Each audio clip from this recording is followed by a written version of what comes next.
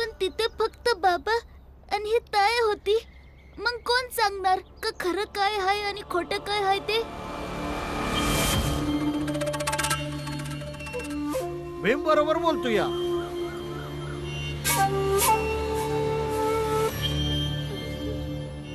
मी शपथ घेऊन सांगते की मी खोटी नाहीये.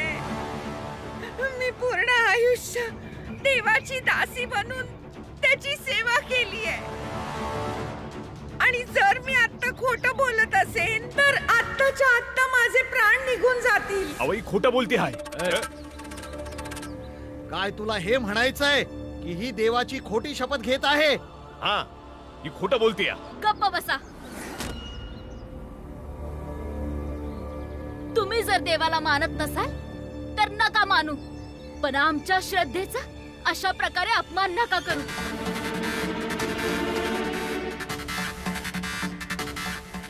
आमच्यापैकी कुणी बी असं नाही आहे जो देवाची खोटी शपथ घेईल. मग ही देवदासी देवाची खोटी शपथ का खाईल? आणि जर हिने खोटी शपथ घेतली असती तर इथल्या हितच मेली असती.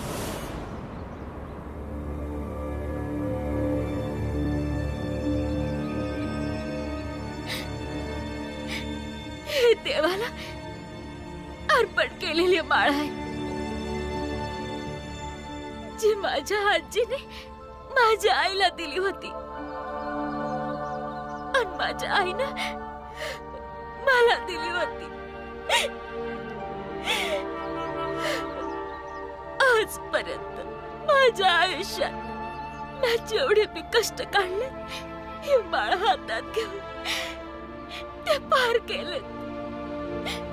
माझा मुलगा जेव्हा इस्पितळात होता तेव्हा मी हीच माळ हातात घेऊन प्रार्थना केली होती का माझा मुलगा सकाळी बरा झाला. माझा नवरा गेल्यानंतर असं वाटायचं की जणू ही माळ मला सांगते की मी तुझ्या बरोबर आहे. हा देव आहे माझा आणि याच्यावर माझी लय श्रद्धा आहे, लय आहे.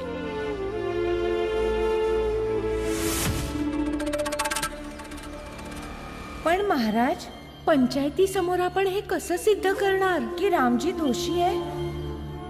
प्रमाण बघ, पंचायतीत जे पण लोक असतील ते धर्माच्या नावावर खूपच संवेदनशील असतील आणि तुला सतत धर्माला प्रथम स्थान द्यायचंय. लोकांना धर्माच्या नावावर भुलवायचंय आणि त्यांच्यामधलंच कोणी एक येईल धर्माची चापलुसी करायला. त्यांच्याच खांद्यावर बंदूक ठेवून चालवायला हवी. प्रत्येक गर्दीत अशी लोक असतातच.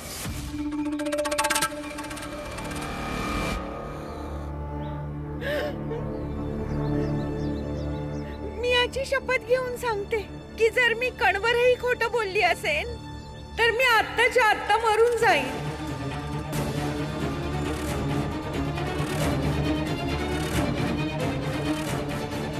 तर रामजी, काय तू या म्हाताऱ्या आईची आस्था आणि श्रद्धेची शपथ घेऊन सांगू शकतोस?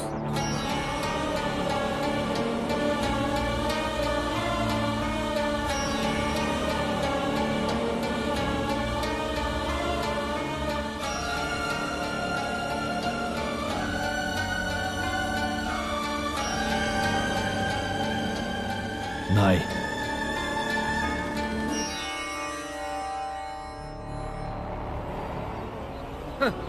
बघा, हे काय बोलताय तुम्ही? बाबा तुम्ही शपथ घ्या की. शपथ घ्या ना तुम्ही.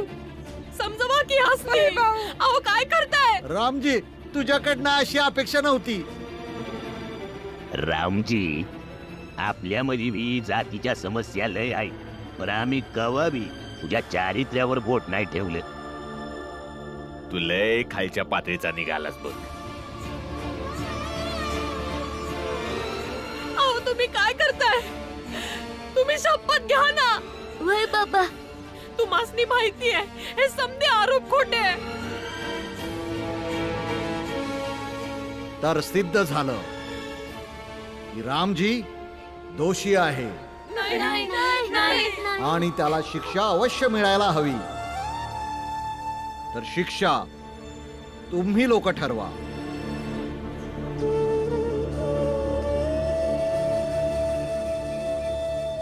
पण आपण दिवसाच्या उजेडात नाही जाऊ शकत. लोक पाहतील, वेगवेगळी बोलणी करतील, आणि जर कोणी मला ओळखलं आणि माझ्या घरच्यांना सांगितलं की मी कुठे आहे, तर ते जबरदस्ती मला घेऊन जातील आणि मला माझ्या घरी परत नाही जायचंय. तर मग आपण रात्रवानाची वाट बघूया आणि मग रात्रीला घरी जाऊया. मी काही खायला प्यायला मिळतं का बघतो.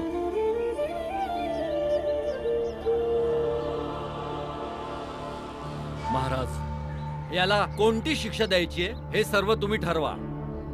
पण याला शिक्षा अशी मिळायला पाहिजे ज्याने या अधर्मी माणसाला आपला धर्म समजेल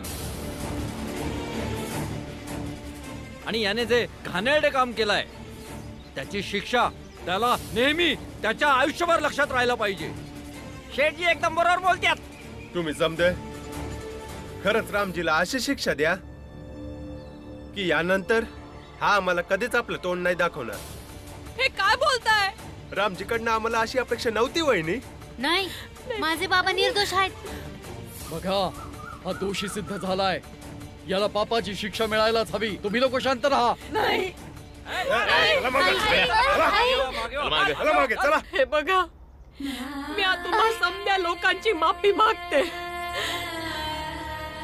महाराजजी, सरपंचजी, समध्या स्पृश्य जातीच्या माणसांची मी माफी मागते. पर बदला घेण्यासाठी असा आरोप नका लावू यांच्यावर.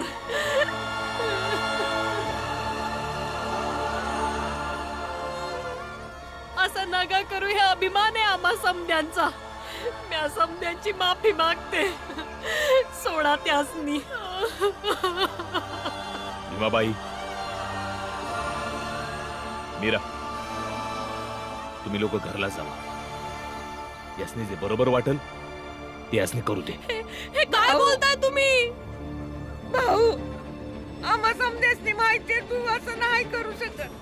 मग तू या लोकांचं कसं पाहिजे ऐकतोस? तू सांग की या लोकांनी. तुम्ही काहीतरी बोला. तर मग शिक्षा ठरलीये. रामजीच्या डोक्यावरचे केस काढले जातील.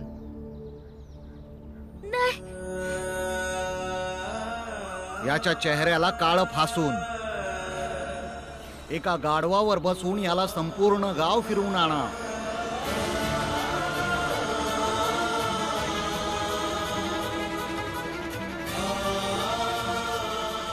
कारण एक घाणेरडं काम करणाऱ्याची मिरवणूक एका घाणेरड्या प्राण्यासोबत काढली जाऊ आणि मग सोडून द्या ह्याला भटकण्यासाठी. त्यामुळे हा स्वतःच्याही घरी जाणार नाही आणि दुसऱ्यांच्याही घरी राहणार नाही. आणि भूक लागलीच तर भीक मागून आपलं पोट भरेल. पण हे सुनिश्चित करा की याला भीक सुद्धा मिळणार नाही मंदिराशिवाय. जेव्हा मंदिरातून मिळालेल्या भिकेने आपलं पोट भरायला लागेल तेव्हा याला समजेल मंदिर काय असतं, देव काय असतो, आस्था काय असते आणि धर्म काय असतो ते.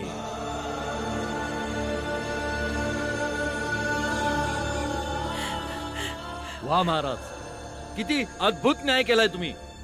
अशा माणसाला अशीच शिक्षा मिळायला पाहिजे.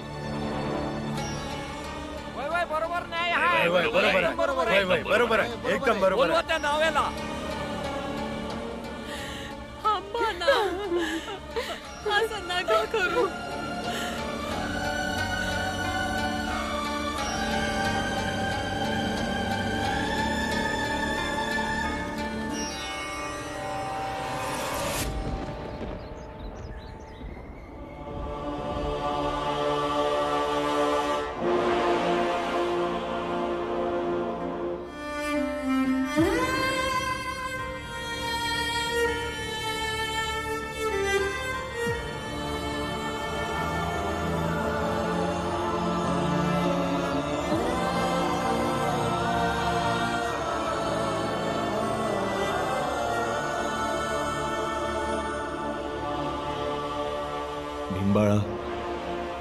लक्ष दे.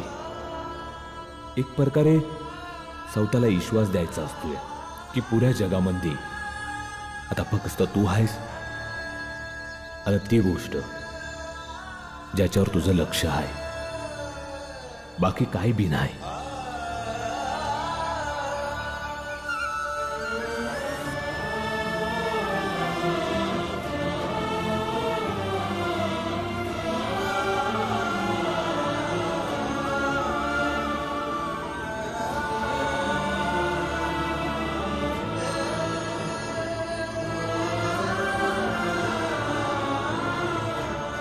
बाबा निर्दोष असण्याचा पुरावा कुठनं आणू? आपण सगळे जाणताच की सकाळी सकाळी दूध फळ भाजी आणायची जबाबदारी माझी असते. आज सकाळी फळ दूध भाजी घेऊन मी परत येत होते तर रस्त्यात हा अस्पृश्य माणूस मी सकाळी सकाळी दूध आणि भाजी आणायला गेलो होतो आणि घेऊन परत येतच होतो की माझ्या पुढे येऊन सौता वाईट कृत्य करायला लागली आणि नंतर लोकांनी बोलून मला अडकवलं आणि बोलली की मी तिच्या संग वाईट कृत्य करतो म्हणून.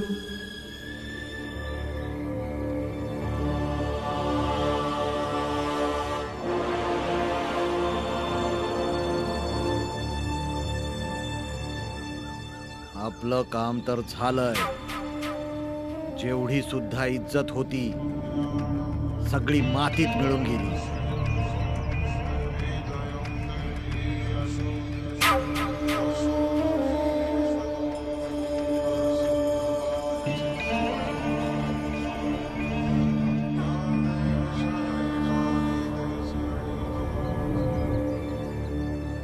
अरे या माणसाचं टक्कल कर. तुम्ही लोक काहीतरी बोला. तुम्हासनी माहिती आहे हे समज खोट आहे. ते असं कवाच नाही करू शकत. महाराज, हा तर अस्पृश्य आहे. म्या याला स्पर्श नाही करू शकत. पर तुमची आज्ञा आहे तर आम्ही तसंच करू. पर त्याआधी आम्हाला आमच्या सुरक्षेचं बघावं लागेल. म्हणजे याचा स्पर्श आम्हाला नाही होणार.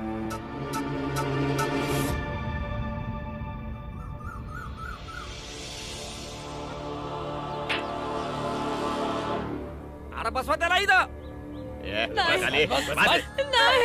मागो मागो चल.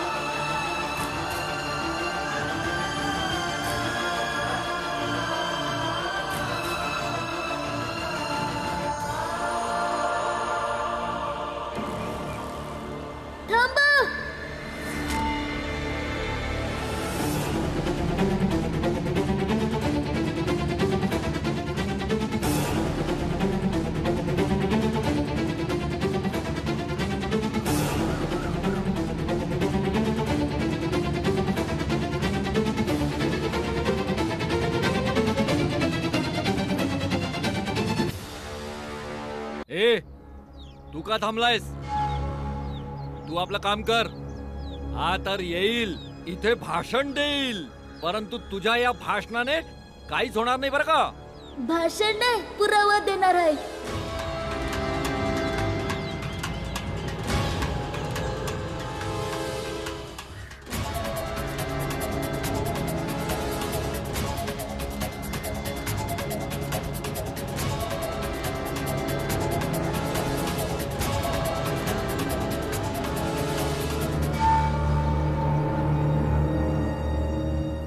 काय आहे हे?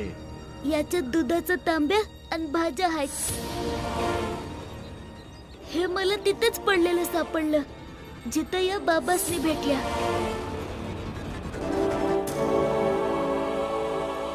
तर हा काय पुरावा झाला?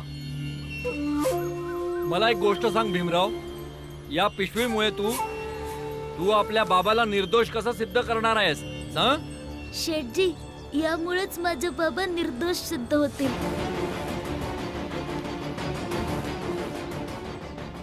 असं या पिशवीनं तू तुझ्या बापाला निर्दोष सिद्ध करणार आहेस? ठीक आहे, मग करून दाखव. आम्ही बी बघतो. कर कर. माझ्या बाबांच्या मते ते दूध आणि भाज्या घेऊन येत होते आणि यांच्या मते त्या बी दूध आणि भाज्या घेऊन येत होते. मग याप्रमाणे तिथं 2 पिशव्या मिळाल्या पाहिजेत. पण तिथं 2 नाही, फक्त एकच पिशवी होती आणि ती म्हणजे ही.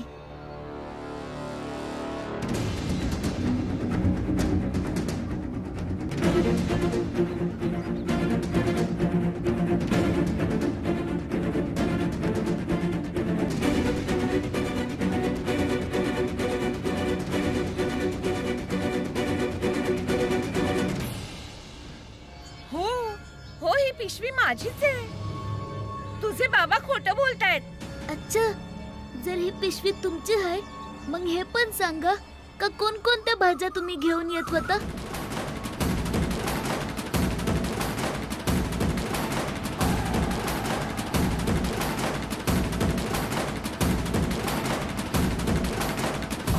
सांग ह्याला. काय झालं सांगा की. तुम्ही पण तर भाज्या आणायला गेला होतात ना, आणि आज सकाळीच गेला होतात. मग तुम्हासनी तर लक्षात असेल ना. आणि हे तर तुमचं रोजचं काम आहे आणि रोजचं काम माणूस कधीच विसरत नाही. म्हणून सांगा का कोणकोणत्या भाज्या आहेत या पिशवीत? होय होय, सांगा सांगा. कुठली सांगा, भाजी सांगा, आहे कोणत्या त्यात? भाज्या आहेत? कुठल्या कुठल्या भाज्या आहेत ते सांगा. सांग ह्याला. हो, मग त्याच्यात बटाटे आहे, गोबी आहे, पडवळ आहे. नाही,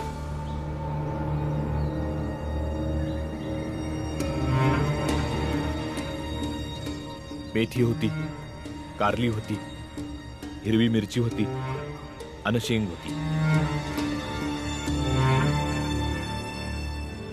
कोबी आणि पडवळ लय महाग होती, ज्याला विकत घेण्याची अजून माझी पात्रता नाही.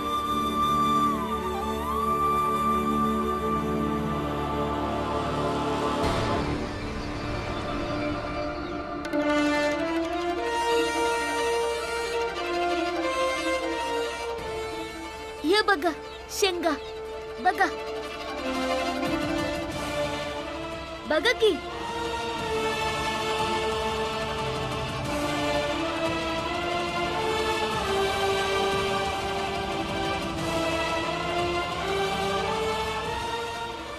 हे बघा मेथी.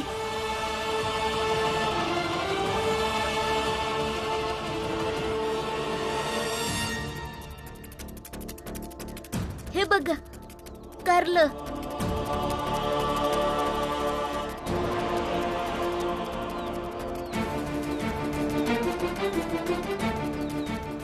आणि ही आहे हिरवी मिरची.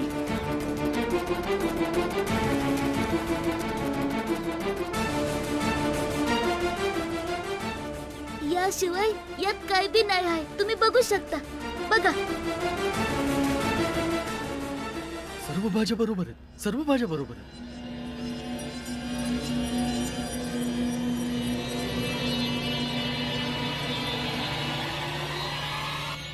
नाही बाबा, आज भले तुमची परिस्थिती महाग भाज्या घेण्याची नसेल,